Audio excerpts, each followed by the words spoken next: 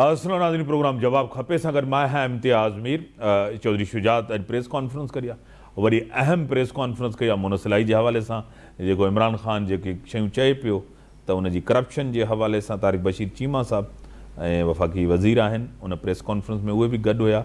उन क्लियर कयो आहे त मरकज़ी सदर आहे, उन केर बि हटाए कोन थो सघे। ऐं चौधरी शुजात अहमद साहब बि बार बार इहो ई ज़िक्र कयो आहे त मुनसिलाई जी करप्शन जे हवाले सां ऐं मूंखे इमरान ख़ान जीअं चवंदो हुयो ऐं चयो उहो बि उन ज़रूरु ॿुधायो। ऐं हिकु दफ़ो वरी काफ लीग जे अंदरि हिकिड़ो तमामु वॾो सियासी जेकी आहे तक़सीम नज़र थी अचे ऐं मुल्क जी मैशियत सियासत बारिशनि बलूचिस्तान जे अंदरि तमामु घणी तबाही मचाई आहे। मूंखे टेलीफोन ते आहिनि तारिक हसन साहब, सीनियर रहनुमा आहिनि ऐं नायब नाज़िम कराची भी रही चुका आहिनि। तारिक हसन साहब तव्हांखे वेलकम चऊं था पंहिंजे प्रोग्राम।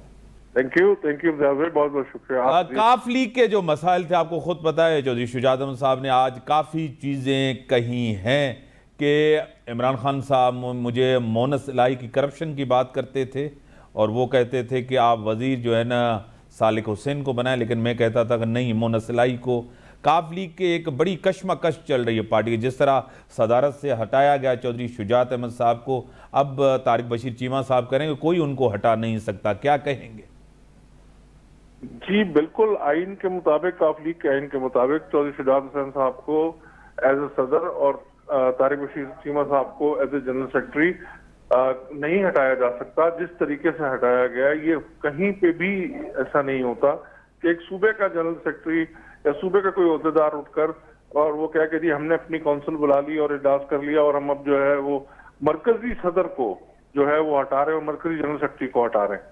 तो ऐसा कहीं पे भी नहीं होता। ये इन्होंने खुली काफ लीग की आइन की खिलाफवर्जी की है और हमने आज प्रेस कॉन्फ्रेंस में हम चौधरी साहब के साथ थे और हमने इसकी खुली मजम्मत की है और चौधरी साहब ने काफी हकायक से पर्दा भी उठाया और दुनिया ने देखा है कि आज प्रेस कॉन्फ्रेंस में किस तरह चौधरी साहब ने तमाम सहाफियों के सवालों का जवाब दिया और जिस तरह हर चीज को क्लियर किया करने की कोशिश की। आपको क्या लग रहा है कि यानी कि इमरान खान साहब जिस तरह चौधरी बशीर चीमा अंदर एक बात करते थे, बाहर आकर दूसरी। मैंने चौधरी साहब को भी कहा था कि मुझे इस्तीफ़ा देना चाहिए, चौधरी साहब ने भी कहा हाँ इस्तीफ़ा दिया जाए, और हमने असूली फैसला किया और फैसला किया था कि हम वोट इमरान खान साहब को नहीं करेंगे। क्या कहेंगे?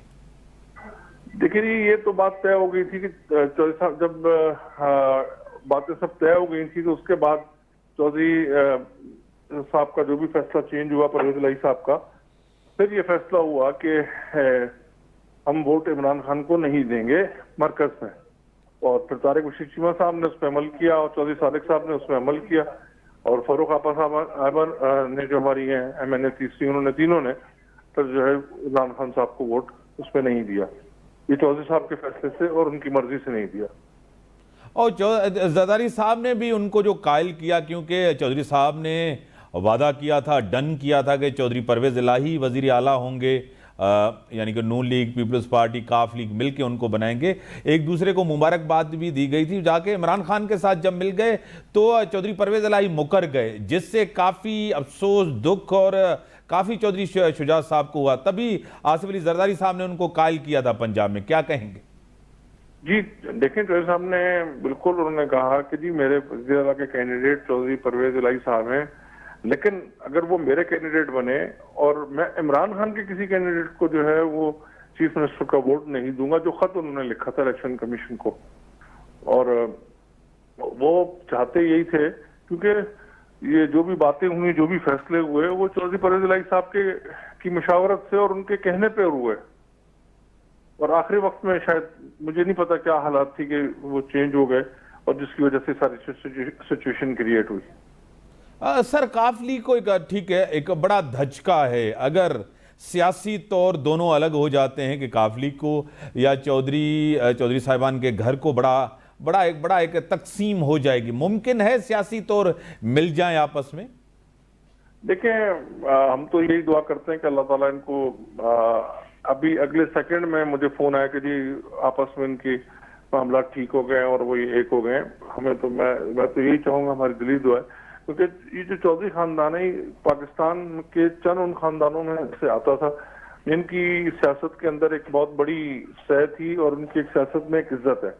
लेकिन इन मामलात की वजह से काफी इनको नुकसान पहुंचा है सही। तारिक हसन साहब, आज बड़ी अहम बात भी चौधरी शुजात ने माशी मामलात में आर्मी चीफ की जो मुदाखलत है या जो आर्मी चीफ रोल अदा करें वो सियासतदान की नाकामी है, सियासतदानों को करना चाहिए था, क्या कहेंगे? जी, उन्होंने ये बात बोली है और बिल्कुल बोली है। उन्होंने कहा जी देखें, जिस तरह के मुल्क ये जिन मामलात की तरफ जा रहा है और जिस तरह हमें माशी नाकामियां हो रही हैं, डॉलर ऊपर बढ़ रहा है, तो तमाम सियासी पार्टियों को चाहिए था, तमाम सियासी पार्टियों के लीडरान को चाहिए था कि वो अपने सियासी इख्तलाफात बुलाकर सबसे पहले मुल्क की मैशत को ठीक करते।